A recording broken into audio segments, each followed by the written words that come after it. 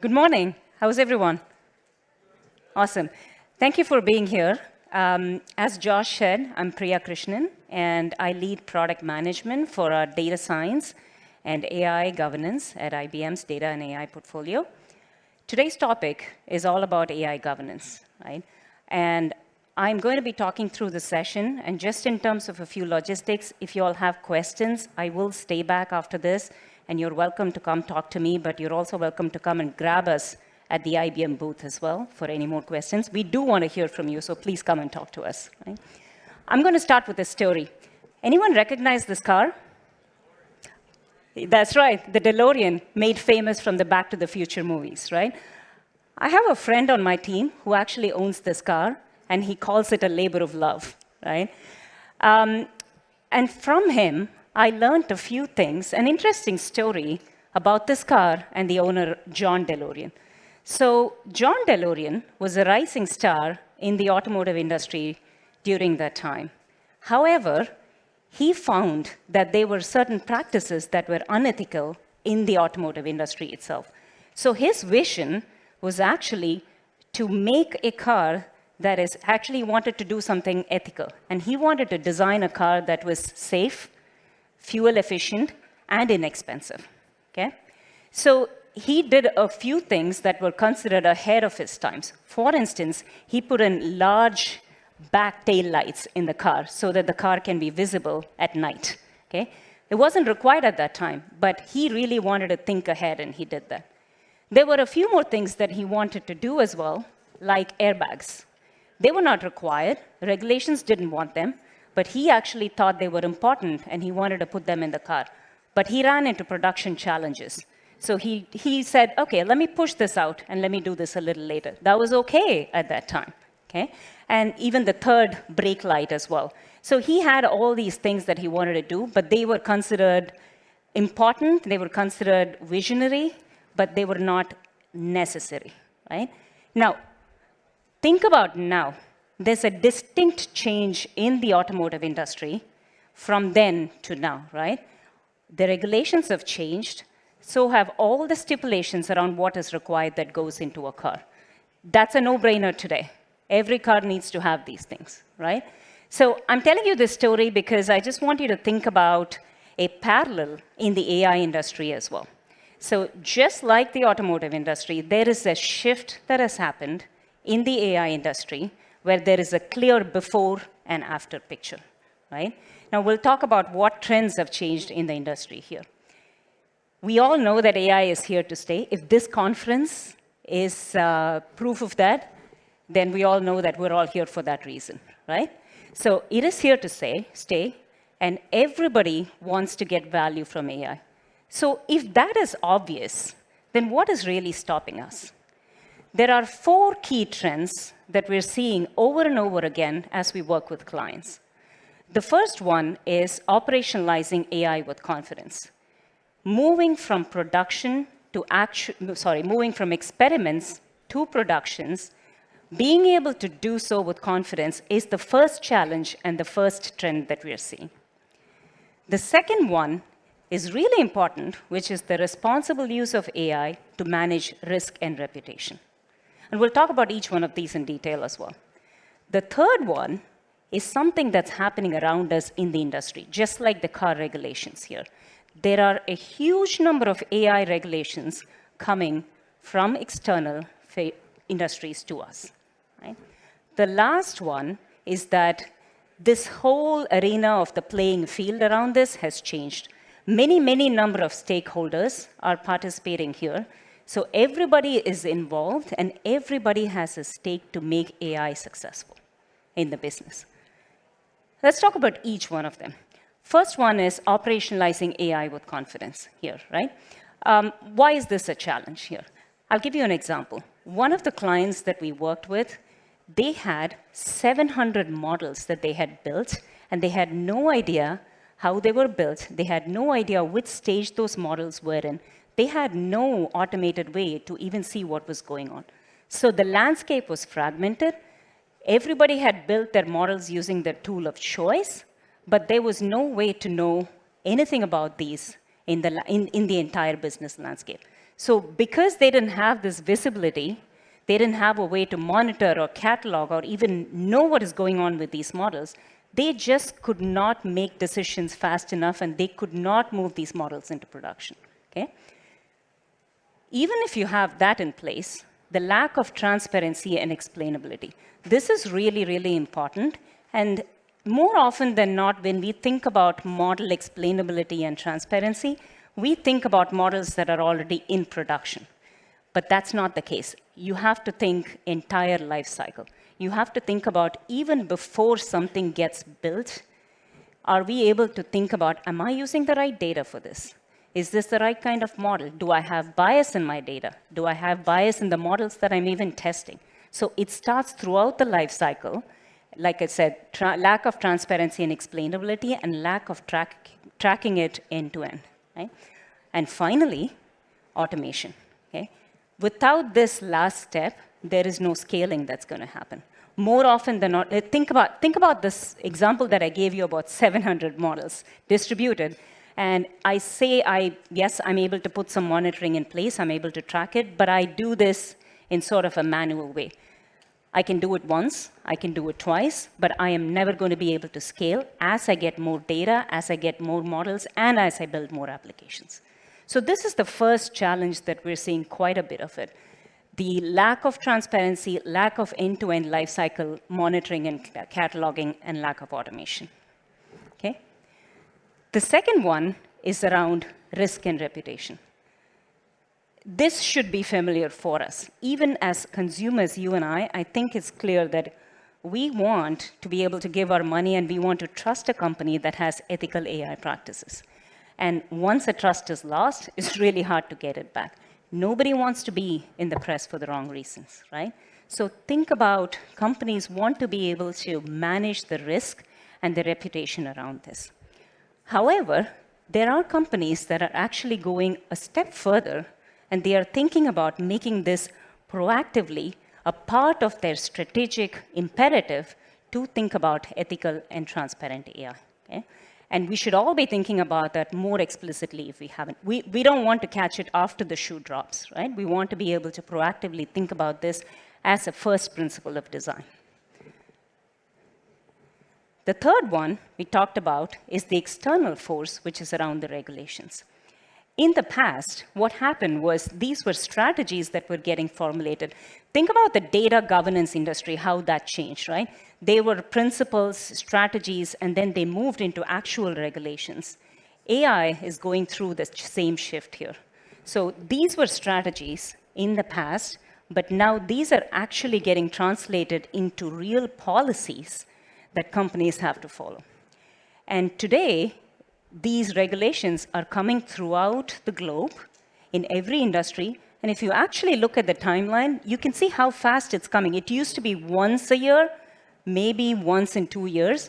But today, there's 2 regulations a year. That's just the start, right? Even just recently, you've seen that New York City hiring law and the United States government also released a new regulation law for hiring, right? It's coming rapidly. It's coming across the globe, and it's coming to every industry. It's not just secluded in one set of industries here, right? So how do you really proactively manage these regulations effectively, not just for today, but you're set up for tomorrow as well? Finally, stakeholders, right? We always at IBM, we say that data science is a team sport because all of you need to be able to play together.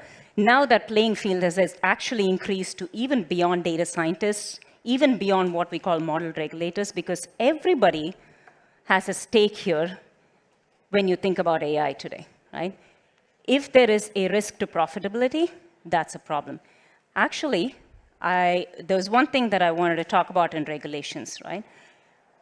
The regulations, they're not only coming at a rapid pace, but the non-compliance of a regulation causes a company fines and affects the bottom line. The EU AI Act, for instance, actually, it could fine up to 6% of your company's global revenue, right?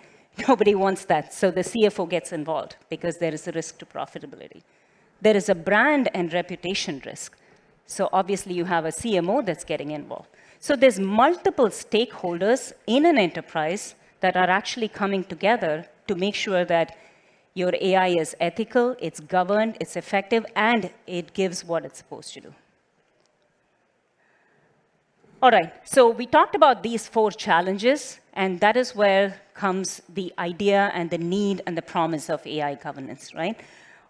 You can read through all of this stuff, but I like to think of this as, when I think of guardrails, I think of this as a car, right? Or think of even a Formula One car, for instance, right? The idea of these cars, there are safety checks inside the car. There are so many people putting so many things to make sure that the car is safe.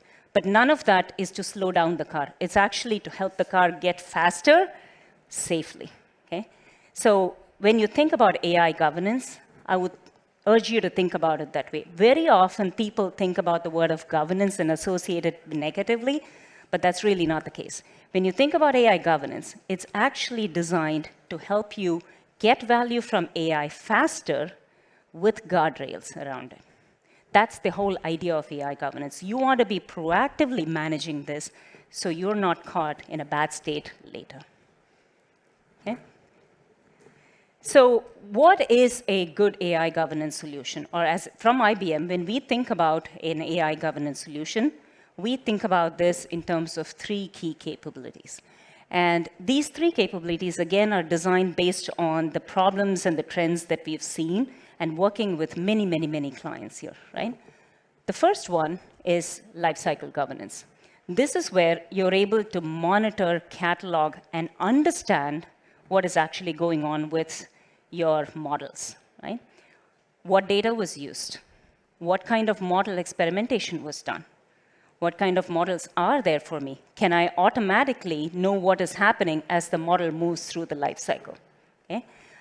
I'll give you an example of this. One of the clients we worked with, they had a data science team, and they were asked to build a model. They took about a month or 2 to build the model. And then they had a model validator team. That was a very small team, and the model validator team took these models, and they had to validate them, and they took another 2 months to actually go through. And as they were going through and validating these models, they had questions like, well, what data was used? Did you try a different variation of the model? So all these questions were going back to a data scientist who's completely forgotten what they built 2 months ago, or maybe they've even left the company, right? So then they had to go back and manually go look at what they've built and send it to the model validator team. All this was done back and forth through Excel. So months and months of effort wasted in just going back and forth between these people, right? But if there was a way to automatically capture what is going on with this, nobody needs to have to do this manually, right? Every stakeholder, again, it's visible to all the stakeholders, and they know exactly what is going on, okay? So by the way, by doing this, the lifecycle governance AI solution, we were able to bring down the time from months to just weeks, okay? So that's one example of that. The next one is around managing risk. Okay, I know where my models are, I know about the metadata, I know everything about it, but can I take that and effectively create customized dashboards and workflows so that all the stakeholders can see what is going on and everybody sees what they need to see? Remember, we talked about the playing field has increased. So this really helps us manage it through a consistent and automated workflow. Okay? Again, one more example of this is one of our clients, they asked the data scientists to build a model for a use case, right? So what the data scientist team did was they went and picked a model that was already running in production because it was a similar use case. So they went and picked that model, and they started to do that. What they realized was that the original model was built for United States. So the business controls were completely different. The new model was to be for customers in EU, where the business controls are completely different as well, right? So there is really a risk to kind of reuse these models, but if you did not have a good workflow and business controls that actually are visible throughout the workflow, it's really hard for people to do this because they'll spend time building this, then somebody needs to validate it, they're going to be pushing it back. There's just this back and forth multiple times here. Okay? So again, proper automation workflows to manage risk and compliance is also critical. The third one, again, as the trend we saw in compliance, regulatory compliance, how do I take the regulations that are critical and translate them into business controls that I can use within my organization? I'll give you two examples. One client came to us and said, look, I know these regulations are coming. I want to make sure, I want to proactively abide by them, but I do not want my data scientists to start thinking about how to translate these into what they need to do to build a model. Can you guys take care of it? Can you put it into the workflow so that everybody knows what to do with it? Okay? So that's becoming more and more prevalent every day for us when we hear from clients. They want to make sure they adhere to regulations, but they also do not want to burden that on the teams that are building these models or validating these models. They want to be able to do this automatically through the process here, right? Another one example was, there was a client that really wanted to abide by the fair hiring practices, okay? So what they did was, when they were looking at resumes for hiring, they got rid of attributes like gender, as an example. So they were like, okay, my model is fair. It's free from bias, right? That's what you would think. But then there was an element called working at night shift in one of those, right? And if you think about it, if women self-select not to work at night shift, that's a bias that's introduced indirectly into the model, right? And you wouldn't catch that. And so you need tools that will be able to catch those kind of indirect biases as well. If you did not do that, again, you're going to be out of compliance with regulations here. So these are all some critical elements when you think about an AI governance solution. More than all of this, again, this is a technology part of it, right? It's beyond that as well. But in terms of the technology part of it, when you think about a good governance solution, there are three aspects that you need to keep in mind. The first one is comprehensive. I cannot stress this enough, because it is not enough that you have put in some model metrics and monitoring in your production and then you're happy to go.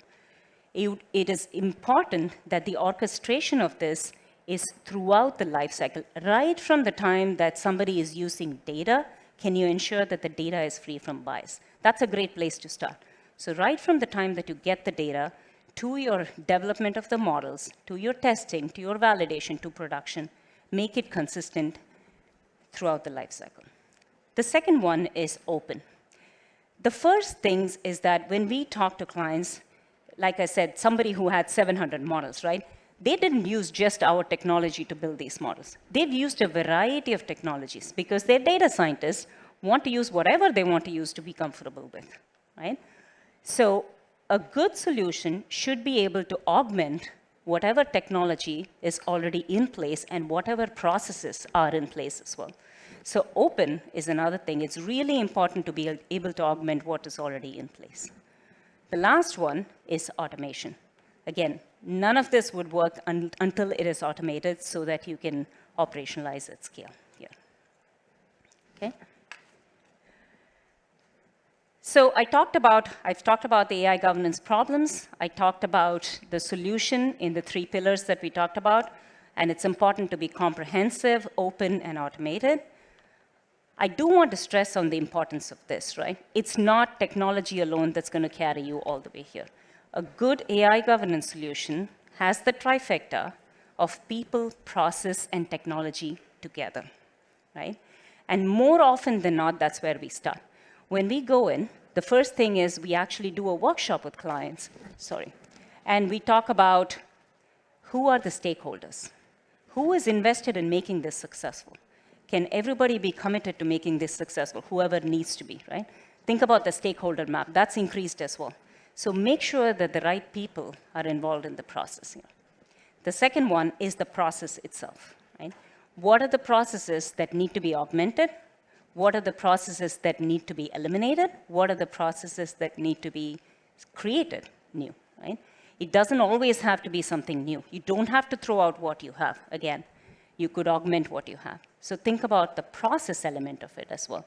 And finally, the technology as well. So pick somebody who will be able to guide you along the way and think about the tenets that I talked about: comprehensive, open, automated, and being able to manage all the risks and help you with the reputation and the regulations as well. Finally, I want to leave you with, when we at IBM, we think about trust and transparency, and we have three main principles here. The first one is that it's AI, but it's AI with humans. We always believe that this is going to be the case. This will be the case for quite some time. I cannot predict 20 years out, but definitely for the foreseeable future here. The second one, and very important to us, is that the data and insights always belong to the creator. We do not want to store your data. We do not want to do anything with it. It is your data. It is your insight. It's going to be sitting with you. The last one is that new technology, including AI systems, must be transparent and explainable. So when we build our tools and technology, we do abide by these principles, and these are our first ethical AI principles at IBM. Okay? So I want to leave you with, finally, that thought that I want to bring it back to the car as well, right? Really think about AI governance as being able to help you with all the guardrails to help you move faster. It is not a bad thing. It's actually something that you can get started today to help you for the future. And it doesn't have to you don't have to boil the ocean. There are many, many things that you can do, small steps that you can start and take today. So then as you scale your business, you can actually scale with confidence, all right? Join us for a session. John Thomas, who's my colleague, he's going to be talking about industry case studies. Whatever I talked about, he's going to talk about practical applications that we've done at 11:55. It is at the industry stage out there as well. So with that, that's the end of my presentation. So put on your seatbelts. The airbags are there. Let's go. Thank you.